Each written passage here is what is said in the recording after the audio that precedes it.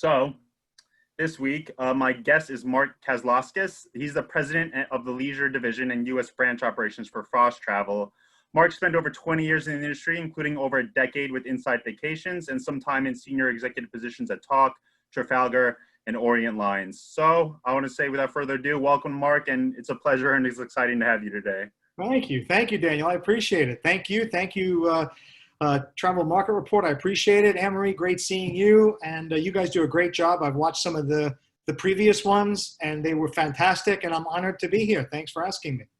Yeah, I've rewatched the previous ones. Like, if anyone wants to rewatch the previous ones, we're hosting them on our website, so you can go ahead and do that. We've had some really great guests. Some guests are on the current session right now watching this one. So, I mean, I'll encourage everyone to sort of head back and if you have some time, watch them.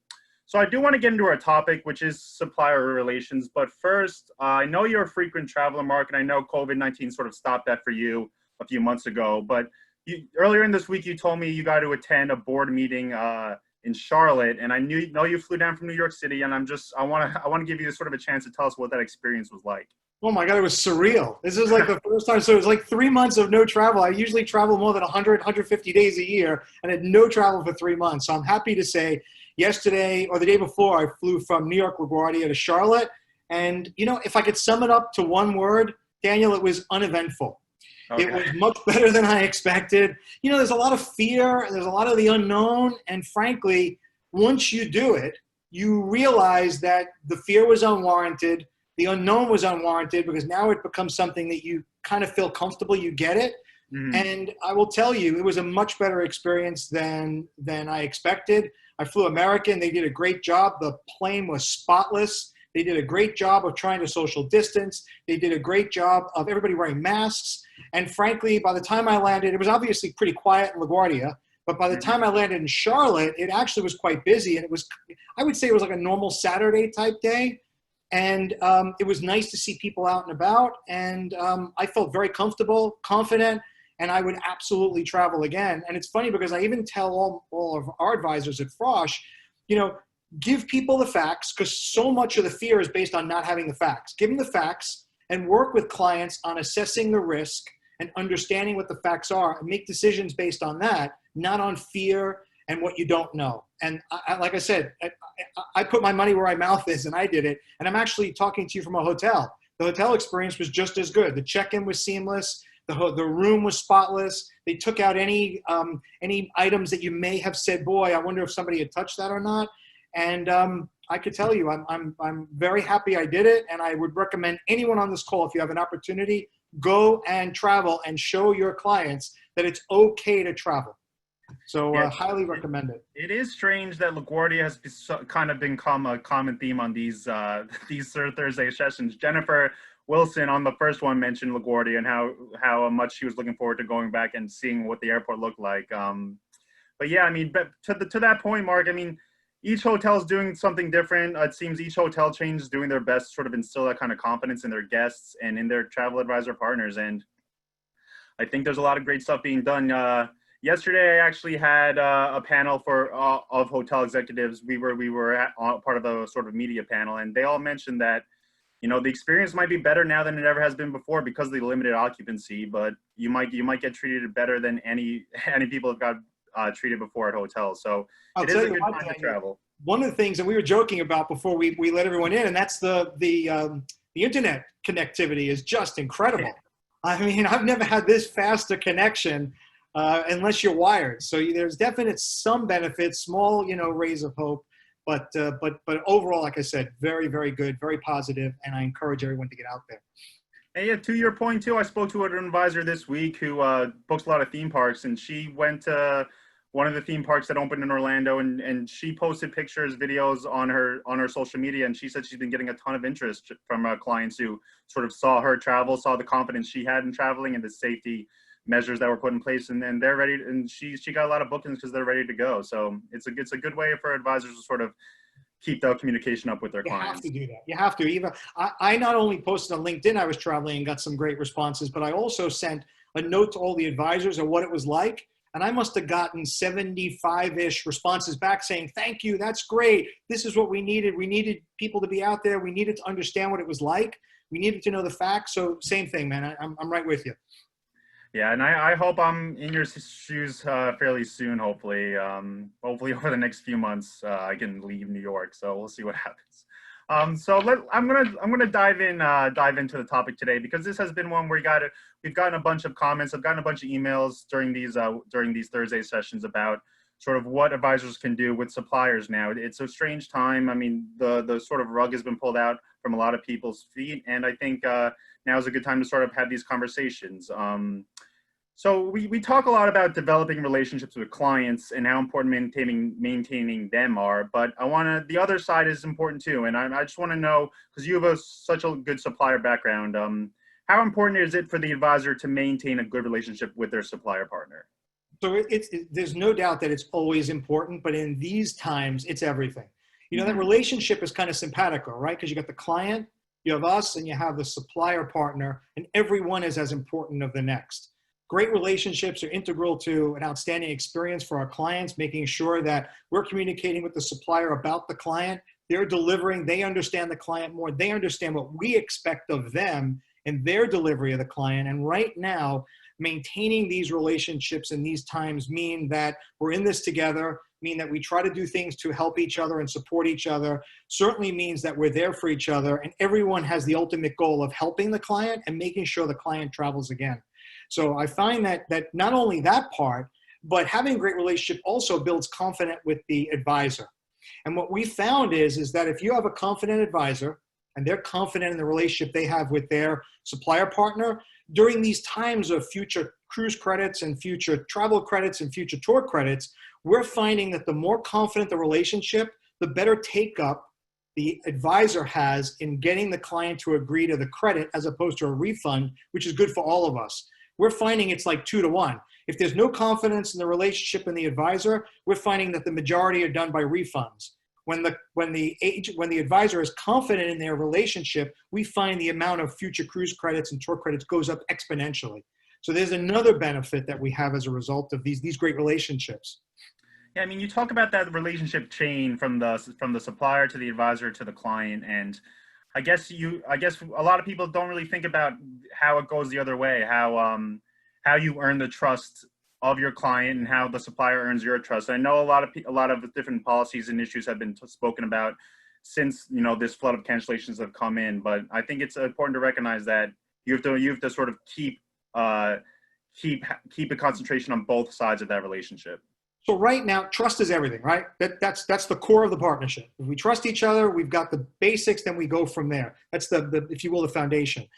In these times, you got to work at it, right? Because it's not as easy to be attached to each other. So what do I recommend to my advisors, and what do we do? I can tell you at FROSCH, we have made an incredible effort, and it's absolutely paid off for us in staying engaged, having consistent contact, be it phone or be it these Zoom conversations with suppliers. It's keeping them informed about what we're up to and what we're seeing, and asking them what they're seeing and what giving us advice on what clients are booking, what clients are doing, what other agents are doing. It's certainly making sure that every sale that we have goes to the suppliers we trust right now. Every sale matters, right? It wasn't where it was January where we had so much that we were spreading it out as best we can. Now those relationships mean everything. That trust means everything, and market share is everything. And, you know, we at FROSCH make a concerted effort now to make sure that we are supporting the ones that we trust, the ones that are there for us, and the ones that we know we can count on. And frankly, too, it's good also. It gives us confidence in the knowledge that we have and what's going on the ground. And I'll give you an example. DMCs. When you have good relationships with trusted with trusted partnerships overseas, when you want to know what's going on in Spain or you want to know what's going on in France, the best information you can get is from your local partner there. What's happening? When are you opening up to tourists? What's really going on the ground? To get the real information, like we talked about at the beginning, was you want to make sure we have the facts, not what's out there and we can't corroborate. And these trusted relationships, that's the way to earn trust, is being in contact, staying engaged, making sure that we're exchanging information, making sure we're telling each other what's going on. It really is. I can't stress enough that right now how important that is. Yeah, especially, I mean, especially now. We've been a part of it with the media too. We've been sort of trying to pass on as many different health protocols with different safety measures as we can to the readers and to our advisors. And it does seem to be different depending on region, depending on supplier. I think that communication is as important as it's ever been, particularly because that's going to be the point that that your client is going to make, whether or not to travel, is whether or not they feel safe traveling. And that will tell you, so that trust and safety. So I'll get to that. That's a great point. What we did was we said, you know what, how do we get our agents confident? How do we get our advisors confident in what our supplier partners are doing in terms of health and security? And we picked the partners that we knew had their game together, that we could trust will take care of our clients during this time. And we did a panel of airline, hotel, car rental, and cruise line to say, what could you expect when our clients, what could our travelers expect when they travel? And we shared that information with our advisors, and it was one of the best attended one we had. We had probably 450, 500 people on the call. And that's another point of trust, that they're especially in these times, are taking care of our clients. And just like me flying down here, seeing a very clean experience, seeing an experience that I could recommend to our advisors and to our clients, goes a long way. Yeah, I want to talk about, you spoke about sort of developing those relationships and choosing who to do business with. Jennifer, who was on the call, I saw drop a comment and mentioned that on the first session we had. Now's the time to choose who you want to do business with. We actually just had a comment coming in who's someone's disappointing with a vendor, a luxury vendor who she does a lot of business for, who doesn't communicate any policies, any cancellation policies, things like that. At a certain point, would you recommend making a decision to sort of push your business elsewhere if you're having an extreme amount of difficulty, especially with a supplier partner who you might be giving a lot of business to? Yeah, I think right now is going to be key to separate your friends from those that you can't count on. And right now it does come down to, do you have a great local rep if they're still there, and we hope they are? How is the communication? Are they telling us what's going on?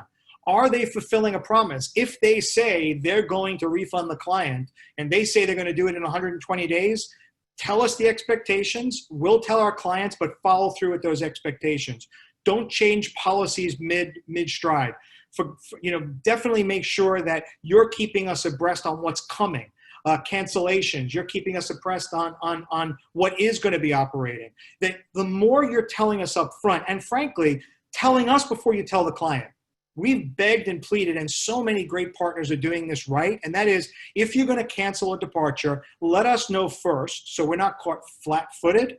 Those are the partners that we now have to separate to a higher level. I'm not saying you want to completely dissolve your preferred partner list, but now is where you may have a highly preferred list. Those, when you check the box, before it was commercial and marketing and how they took care of the client. Now it's, how are you supporting us? How are you communicating to us? Are you living up to expectations? Are the commercial terms proper? And are you certainly paying us on time? And are you doing refunds on time? And certainly, are you following through what you're telling us? So they kind of flip things a little bit. But yes, now is definitely the time where you want to reassess the new bookings that are coming in on where you want to place that business, and show the partners you can trust, the ones that have come through, that you certainly can move business to them. So I want to, you mentioned a lot of things I'm going to circle back to, but I want to ask you a question. We talk about sort of the suppliers earning or earning advisors' trust, but I want to talk about the other way. I mean, advisors earning suppliers' trust. I mean, how can you grow that relationship? How can you make it known to a supplier that you're important? Is it simply by producing? Is it by being loyal? Is it by keeping that communication open?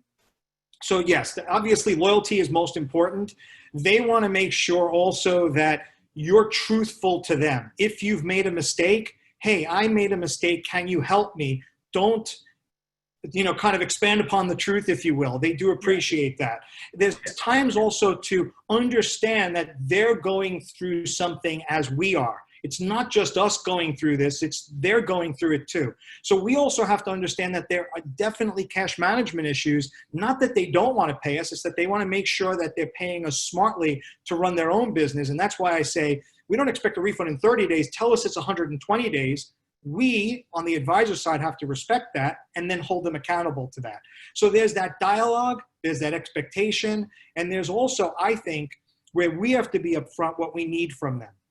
And they appreciate that, and staying engaged, reaching out, using them in ways that are a little different.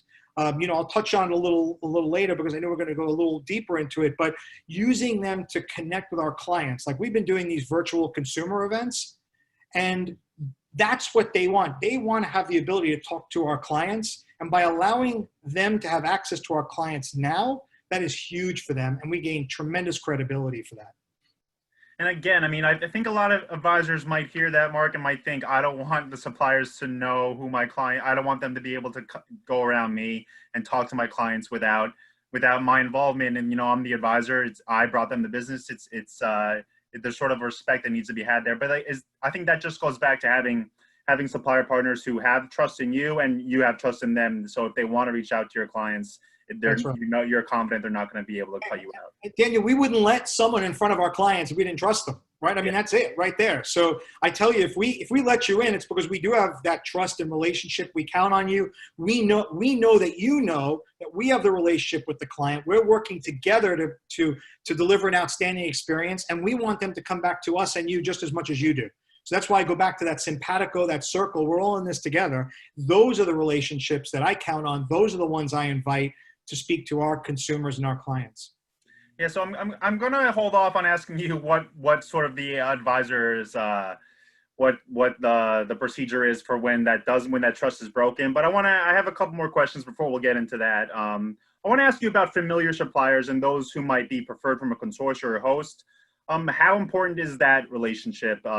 Is that the strength of a consortium or an agency group like that, being able to help build those relationships and be able to get you in contact with preferred suppliers? I know you're a part of a consortium. We've had other advisors who sort of said the same things during these sessions. Yeah, so 100%. I mean, so FROSCH is a member of Signature, and we're a member of Signature because of the things that they do for us, like building relationships with partners that we may not have established yet, or we may not have needed in the past that we need now.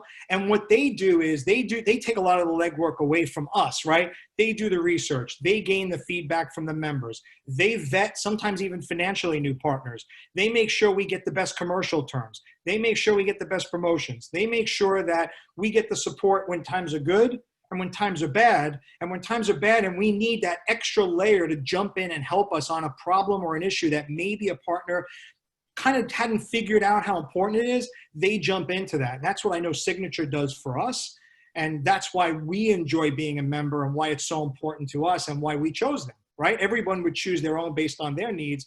We chose Signature because of that, because of the marketing, because of the training, because of the connections they make, and certainly because of these things that they help us with that would take us time and attention that they do for us. We actually have a comment from Scott Moore, who's in Charlotte, and it's his home, or Charlotte's his hometown. So he says he agrees with us when you say we need to communicate sort of the type of message that you spoke about earlier, how your travel experience was, more to start gaining confidence of our travelers moving forward, which I think is a message everyone sort of has to hear, especially now. Absolutely. And Scott, I thank you for that. And I love your city. You got a great foodie town. It's a fabulous place. We've got a couple of offices here, and it really is a great place. So shame we could wave on my way to the airport today. Yeah, exactly.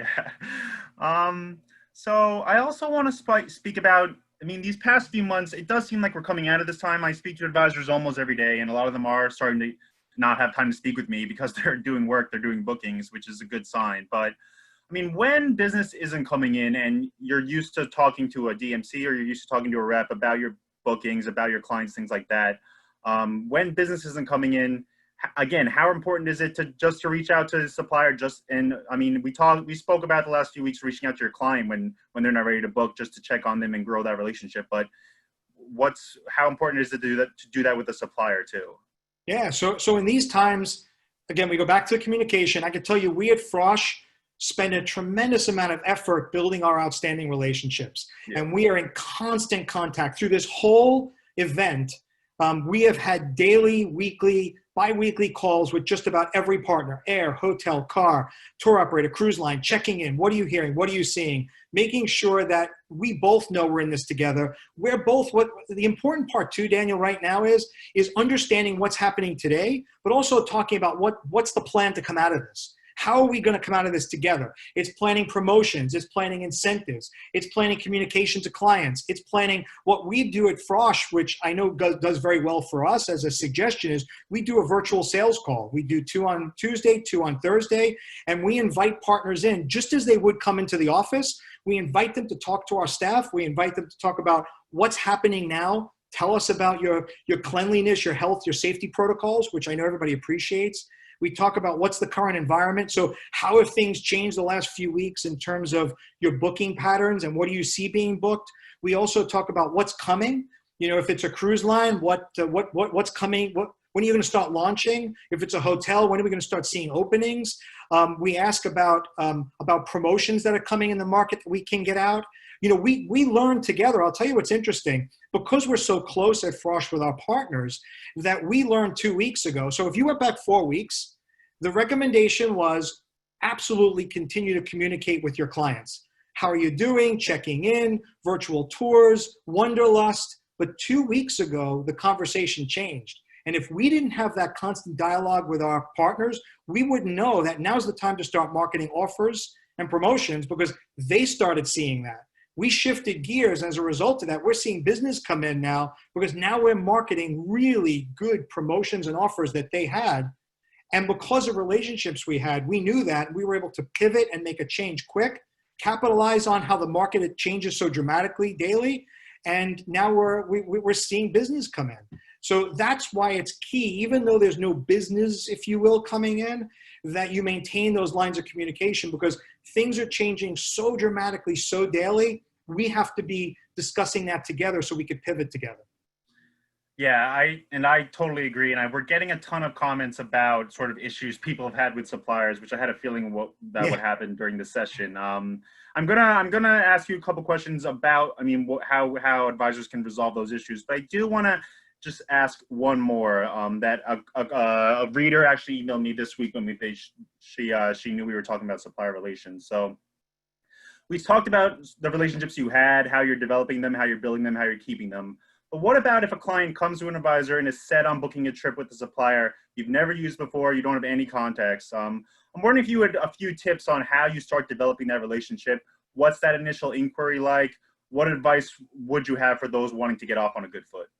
So great question, right? So first and foremost, client comes in, wants to book a partner or a potential, let's say, supplier that we don't have a relationship with. I have to say, Daniel, the first thing you got to do is try to get them to book, if it's an option, on a preferred vendor. Because that's the whole point of being preferred, right? Is that, hey, yes, you came in with X, but Y could do just as good a job. I have a relationship with them. I know that they're going to deliver an experience that's going to blow you away. And I also know that in times of concern, they're going to be there for me. This is someone who I may not know. I can't vouch for them. I can't vet them. I don't know financially what they're like. So that's the first thing. You've got to make sure that you're pushing business, especially now. As I said from the beginning, right now, every booking counts. And if you have a consumer, a client come in with a new vendor, we've got to do all we can to get them to go to preferred suppliers, right? If you cannot, you absolutely say, I will help you. There's no other option. You know, what I would probably say is, let me take the information, let me do some research, and I'll get back to you. Give me a day, give me an hour, give me 2 days, whatever you need. And then I would hang up and I would start doing my research. I'd go online and do some research about learning about the company. If they have reps, I'd reach out to a local rep and say, hey, tell me about your company. Let's establish a relationship. I try to establish a relationship with an executive. Tell me why I should use your company. Find out their processes. Find out their booking policies. Find out their cancellation policies. Find out how they handle situations like this, right? Who knew we'd have to worry about a global pandemic? Well, when this comes back, God forbid it does, but hopefully it does not. But how would you handle the fall? What's your refund policy like? How did you handle yourself through this whole process? The more information that you have, the smarter you are, the more you will be able to assist your client. That's my recommendation. But first and foremost, I can't stress this enough. We got to push business where we can to preferred partners. What about the issue of non-preferred fees and charges for advisors who are sort of, cornered and are doing their best to give a client the experience, a specific experience they want? Can you talk about sort of the non-preferred fees and charges and the issues with that? Yeah, I mean, look, there's no doubt that we're all professionals, we're all experienced. We should be getting paid for our services. So fees should be a conversation that's happening with every client. And yeah, there's no doubt that you certainly you may want to charge more for a non-preferred. I think that makes perfect sense. I know we tend to do that where we can. And I think that's something they should do, because it does separate. Again, there's a little more risk to it. There's a little more work involved. So I would charge a planning fee as well. You should be charging planning fees anyway, but you want to charge more because the research you're going to be putting into a new partner is going to take you some time. So yeah, I can tell you right now, Mark, we're going to get a ton of comments about planning fees. And I'm just going to tease, we're going to have a session on planning fees in a few weeks, specifically about service fees. So I'm sorry to cut you off. You can go ahead. But that's great. I love it. There's a debate upon that, but there's something to be said in these times where commissions are not as easy to come by, that when clients come in, especially, I'll tell you, there's no doubt that no matter what you agree or disagree about fees, everyone should be charging cancellation fees. If a client voluntarily cancels, you should absolutely be charging a fee, and you should 100% justify it by the fact that you're not going to get paid for your work. You did all this work. Just like a cruise line or a tour operator or an airline will charge a fee, we charge a fee too. And the good news is if you have insurance, most insurance companies will cover your fee as well. So a good recommendation is to charge, definitely start with cancellation fees and then work your way up to planning fees. Yeah, I think again, it's the time to make business changes. I think. I mean, this has shown the stress that COVID's put on everyone has sort of shown what you can do and what you can't do, and shown the strength of the advisor community too, and how important they are. I mean, we spoke about it. Bookings matter now more than ever, and the advisors are the ones who are making the bookings. So I think that's a great point. So I do want to get into the supplier specific issues. And again, like I'm not going to ask you to name any certain suppliers or tell me about the bad experience you've had, but I do want to go through some issues we've had emailed to me or we spoke about on the past few ones. We actually had Jennifer, our first guest, talk about trouble she has had collecting commissions, and she's a huge agency with a huge force in the industry. And I know that's a sticky subject, but I did want to ask you about it because you do have a supplier background. If a supplier isn't paying commissions on a regular schedule, on the schedule that was agreed upon, what can an advisor do? Is it just a matter of using the power of your host or your consortia or your agency group? I mean, what are there any specific steps an advisor can take? Yeah, no, 100%. And I know Jennifer well, and I know she would have said the same thing. The fact is that at FROSCH, so we start with the fact that FROSCH has great relationships with our partners. Mm-hmm. And being a member of Signature, and the fact that Signature does such an incredible job with it, has great relationships, the win rate goes up, right? There's no doubt about that. So, obviously we'd love people to join FROSCH, we'd love people to join Signature, but pick your partners, pick the ones that you attach yourself with, that you work for, or if you're an independent contractor where your host is, because you're like I said, your recovery rate goes up dramatically when you have a partner like a FROSCH or a Signature and so on. But there's no doubt that what I would do is you have to know what's outstanding. So you got to have a list of what's out there. You got to also know if the client traveled, B, when you should have received that commission, and C, put a trail to say, okay, I need to be chasing it and tracking it. The first thing I always say is pick up the phone, make a call, right? Hey, where's my commission? It's been 30, 60, 90, 120 days. Here's the booking. Here's the information. When am I going to receive it? The second thing I would do is, first of all, always be respectful. This is not a call of saying, you piece of blank, blank, blank, where's my money? This is hey, I understand these times. I need your assistance. Every dollar counts to all of us. I made this booking. I deserve my commission. When can I expect it? So it's the phone call. It's being respectful.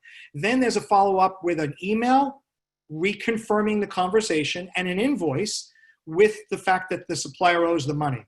I would then track it. I'd put it in my calendar, give it a week or 2 weeks and say, look, if I haven't received the check-in, I then call the vendor again and I send another email and invoice. The squeaky wheel, we have absolutely learned, the squeaky wheel gets the money.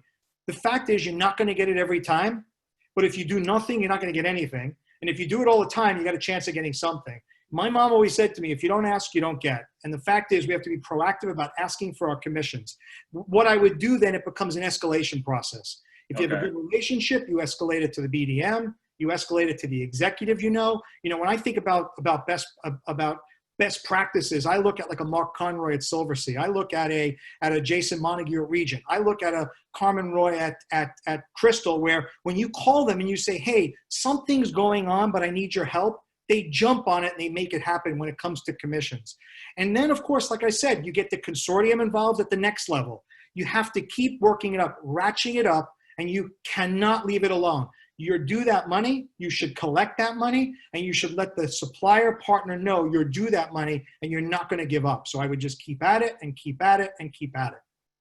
Yeah, and I do want to mention that I think advisors don't realize how much power they have as a community, as a force themselves. I mean, we spoke a few times during these sessions about sort of the power of the advisor group. I mean, we saw what Astis accomplished the last couple of months.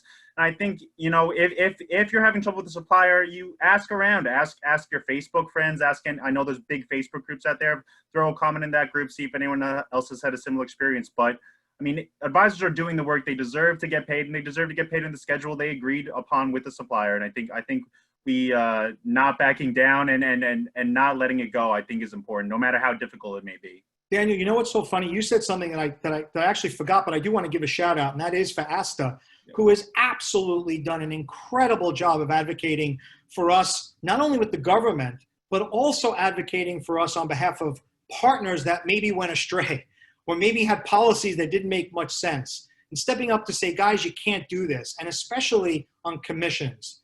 And exactly what you said, which is a point I want to keep stressing, is we should not let a partner off the hook if they're not paying commissions. We should insist, and certainly you have to put them on notice that at some point, if you don't pay my commission, unfortunately, I'm going to have to pause selling you till I feel confident that you're going to pay me.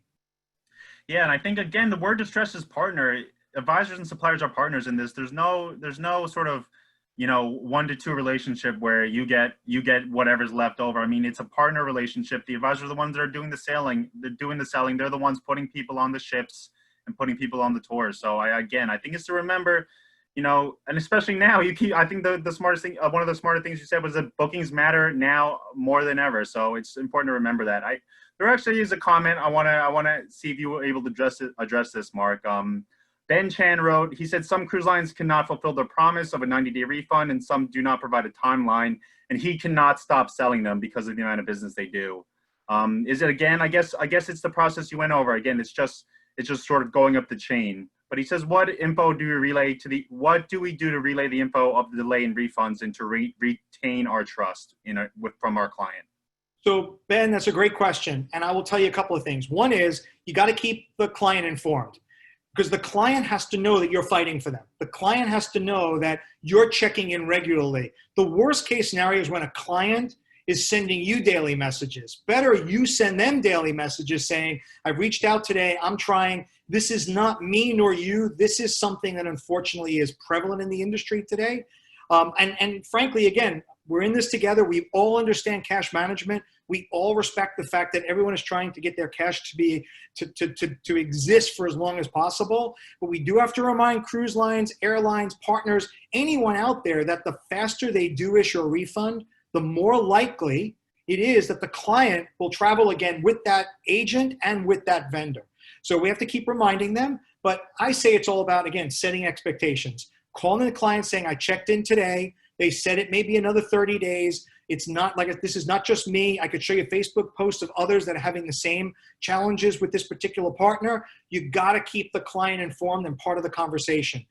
Almost to the point where, again, you're constantly reaching out to them and not waiting for them to reach out to you. What we have found at FROSCH, the more communicative we are with the client, the more relaxed they are, the more they realize we have it under control, and the more confident they are that, look, we're fighting for them and we're doing everything, as opposed to them kind of thinking, well, maybe they're part of the problem. We don't want them to ever think that. So I do want to ask another question, because we got another comment, and again, it might be the same answer you've given before, but I'm gonna ask it anyway. There's one listener who wants to know what to do with a preferred supplier that are wonderful at giving back money to the client quickly on canceled tours, but do not pay commission to the agent. She says she cannot stop selling the supplier, but their policy is no commission for canceled trips, which we've seen over the past few months. Sometimes the cancellations, there's nothing you can really do about that. Yeah. I mean, would it be just going up the chain, and then would it be maybe trying to redirect the client to a different supplier next time? You know, I think that the funny thing is, I think I want to give big hugs and I want to give big thanks to those partners who are doing it. When they cancel and they give the money back and they pay us commission, guys, don't forget, that is an added bonus, a plus. We have to thank them with our business. those are the ones we have to do the best we can to sell. I'm not saying we shouldn't sell the ones that are quick to refund a client and not pay us commission, because that's policy, right? But we certainly want to direct the business to the ones that are doing it, because that's the best case scenario. Those are the, as I said at the beginning, Daniel, it's the preferred and the highly preferred. Well, let me tell you, if I'm getting commission on a refunded booking and that refund's coming quick and I'm getting a check, they become highly preferred, right? That's the difference. You don't just throw them away and throw them on the list because they're doing what they normally would do. It's the ones that are not doing what they normally would do are the ones that I'd say you want to start questioning and seeing where you want to take it in the future. Does that make sense? Yeah, I think that makes sense. And I think on the other side, we've seen suppliers go above and beyond the past couple of months. I mean, I spoke to Chris Austin this week at Seaboard, and he mentioned that they were paying commission on those canceled bookings, and then they were offering a heavily incentive cruise credit, and you're going to get another commission on that cruise credit. And I think, again, it's important to take note who's doing that and who's putting policies in place right now that are going to benefit you, keep you in business when it might be the most difficult time you've ever had to stay in business. Absolutely. For suppliers on the line, I say, think about that, because like we said, and I've said this 2 or 3 times already, every booking counts. And if I've got a partner who has not only paid me commission on a cancel, but like you said, is giving me an incentive for the future, and I'm going to make money on that same client, or I'm going to make money on the addition that the client's buying up, that's where if I got a passenger, I'm going to do my best to sell. Again, I'm not going to put a stop sell on the others, but it's all about pushing people to where we have the best relationships and where we are in simpatico and take care of each other. And so we've had a couple questions I've seen sort of scroll by about commission payments and about the schedule of commission payments. And a lot of people don't know when they're going to get paid. And again, we spoke about communication earlier in this session. Is that what it is? It's again, just keeping those lines of communication open. And when you do have the instruction to a supplier, or when you are starting a relationship with a supplier, just knowing when their commission schedule is, knowing when you're going to get paid, and keeping them and making them stick to it. Yeah, and that's the thing. You know, absolutely right. I still say you've got to chase it, you've got to fight for it, you've got to bring in all your tools available to get it. And that's either bringing in FROSCH, it's bringing in signature, it's bringing in an executive at the particular partner, and not letting it go. But also, I do stress to any partners, suppliers that are on the call, is set an expectation and deliver it. If you're not going to pay commission for 150 days, that's not great, but I'd rather you tell me and fulfill it than say 90 days and I'm waiting in 120 days and I still don't have commission. Because frankly, too, it's a resource suck. I got to worry about it. I have to track it. Advisors have to track it. They have to chase it. Be upfront and stick to what you promise. It is so important, credibility, huh?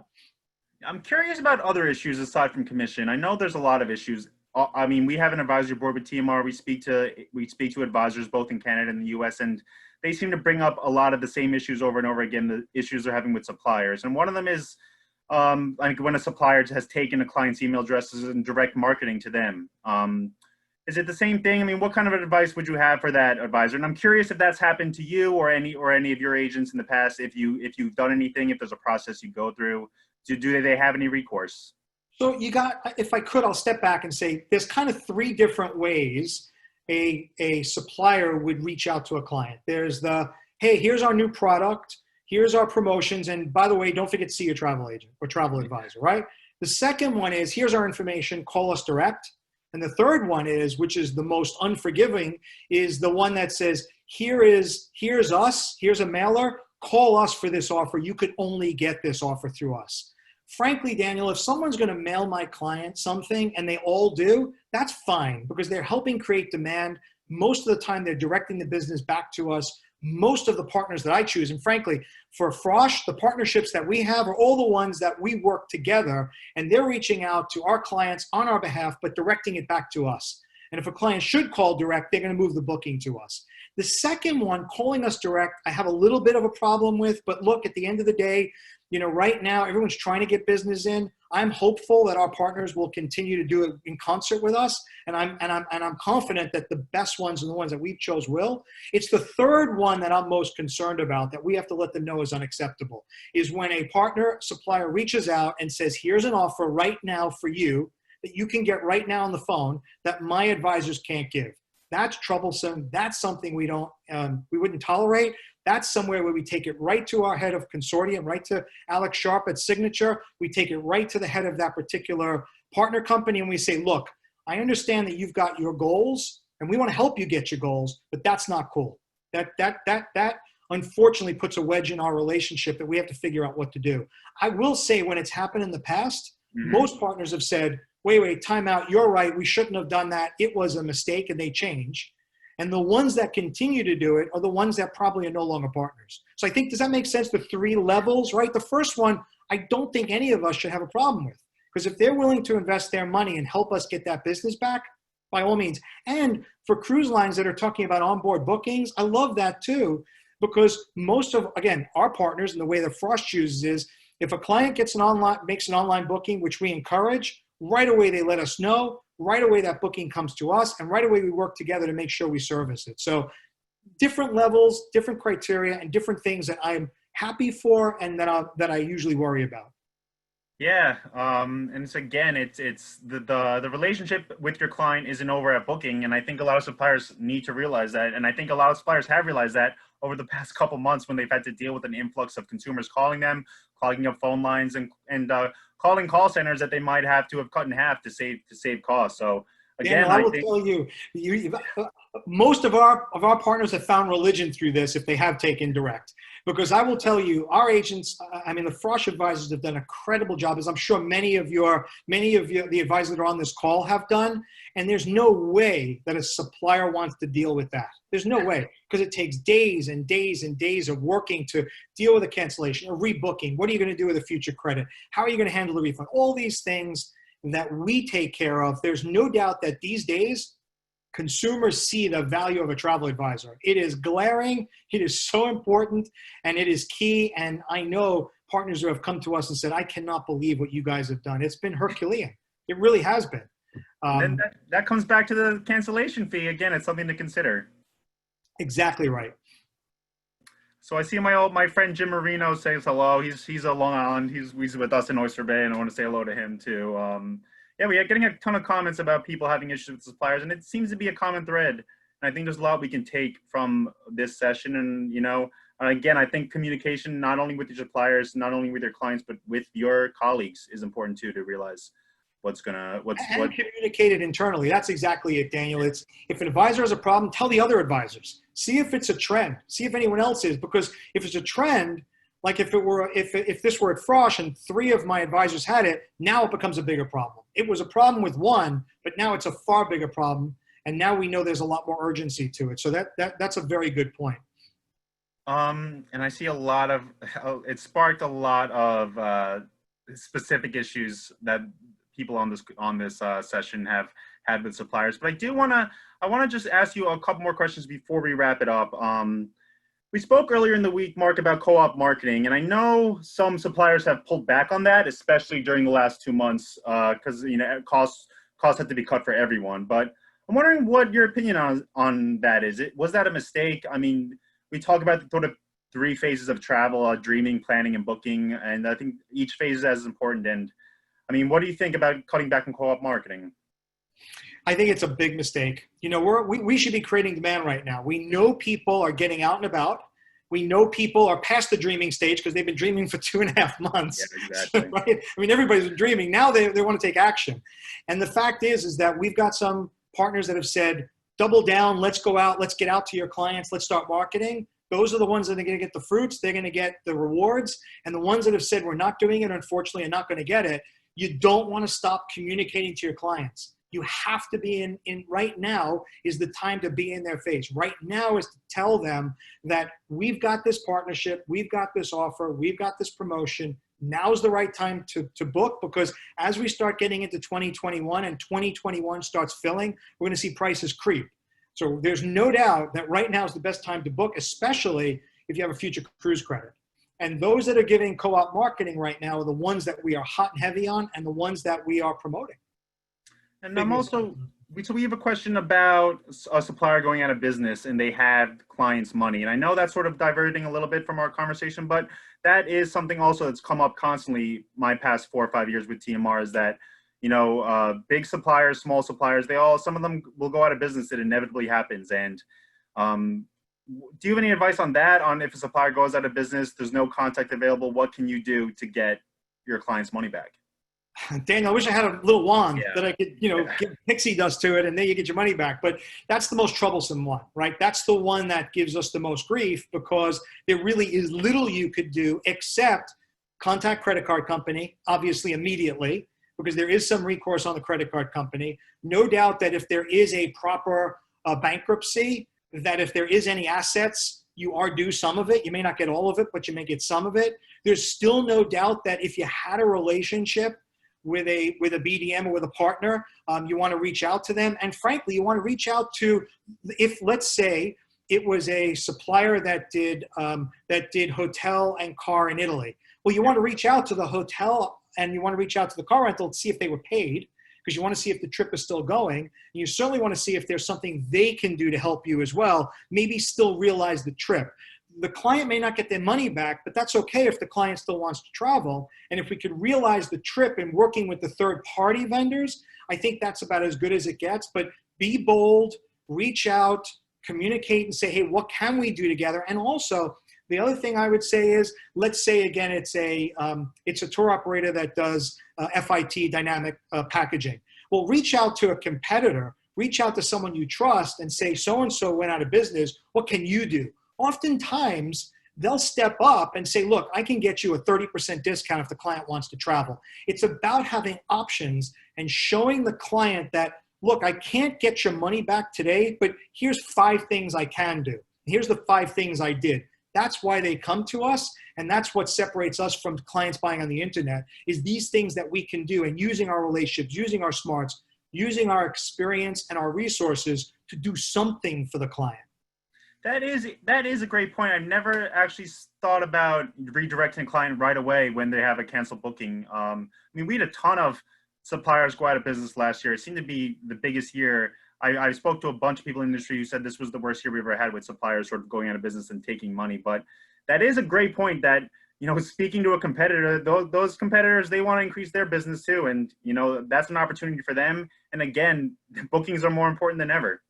Daniel, we at FROSCH last year, when some of them went out, the first thing we did after notifying the agent, obviously, was to reach out to a partner to say, what can you do to protect the client? What can you do? Can you call the third party? Can we move that booking to you, to the hotel or what have you?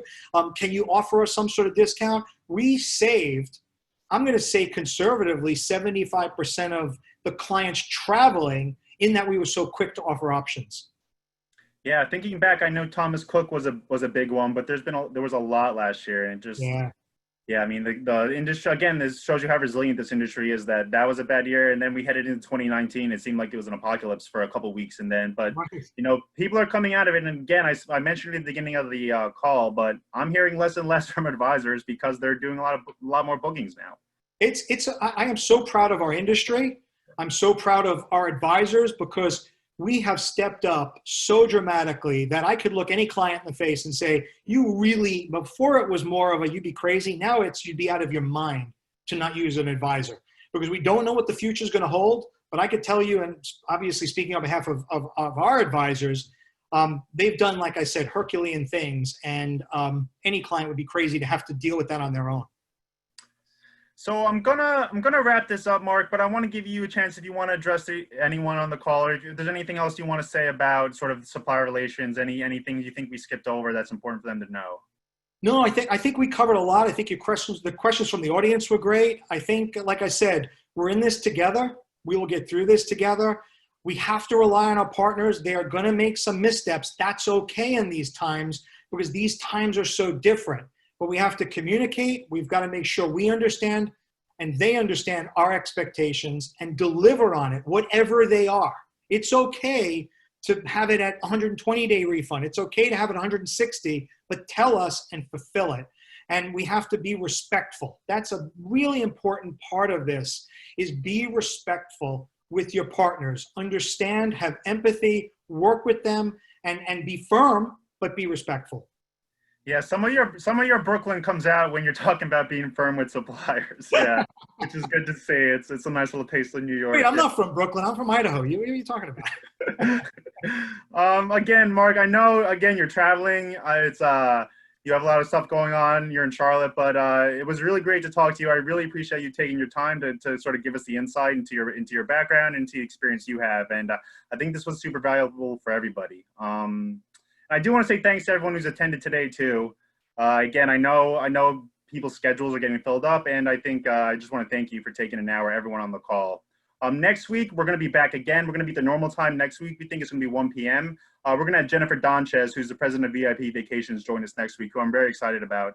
And we're gonna do our best to keep these going for you and to provide as much information as possible. If you want to reach us, we have a new Facebook group on TMR. Go on the Travel Market Report Facebook group, and you'll see what's going on. And if you want to reach me, I'm on Facebook too, and my email is editor@travelmarketreport.com. So again, thank you, Mark. Thank you, everyone, for attending. Thanks, everybody. And hopefully to see you guys next week. Thank you, everybody. Take care. Have a great day. Take care, Daniel. Bye, guys.